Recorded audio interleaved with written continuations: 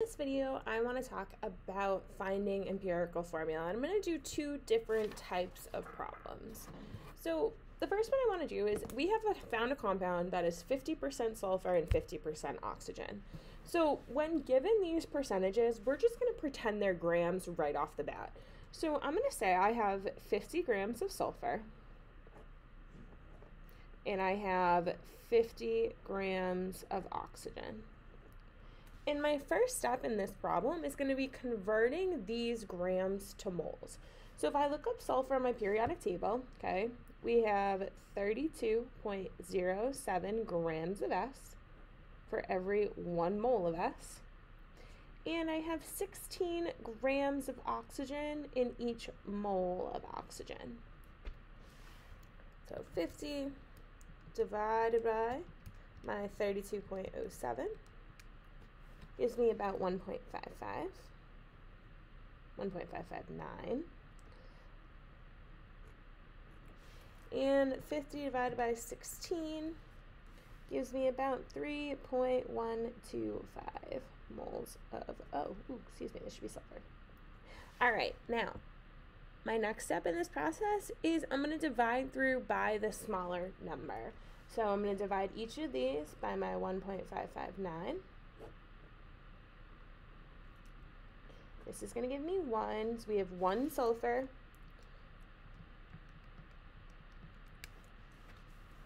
for every 2 oxygens. So that means my empirical formula is just going to be SO2. Now, what if they don't give us percents? What if they give us some crazy amount of numbers for different math problems? So let's do one of those. So question 16 on your packet says, an ore containing zinc, carbon, and oxygen. So I have zinc, I have carbon, and I have oxygen. Weighs 485.35 grams. So all of these in total are 485.35. Okay. Is analyzed and found to contain 46.59 grams of carbon,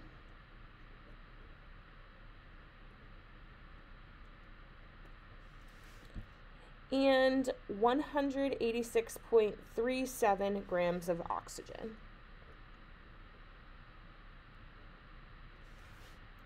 What is the simplest or empirical formula for this compound? All right, well, first step, we got to figure out how much zinc is in this compound.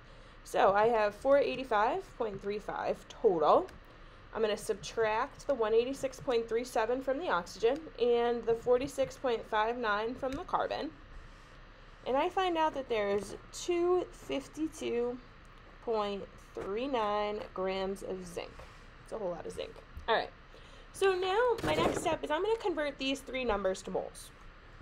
So I take my 252.39 grams of zinc.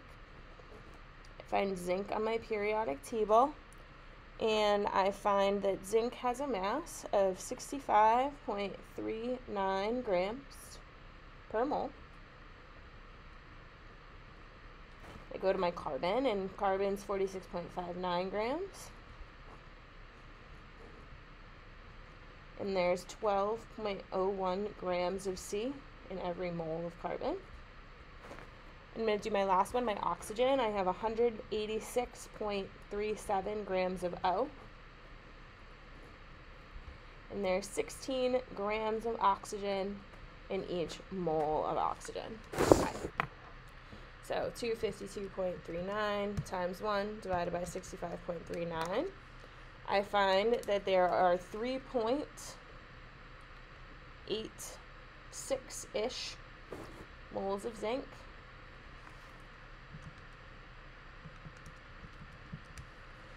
For every 3.88-ish moles of carbon. And remember, these are big, ugly decimals. So you got 186.37 divided by 16 for every 11.65 moles of oxygen. Okay.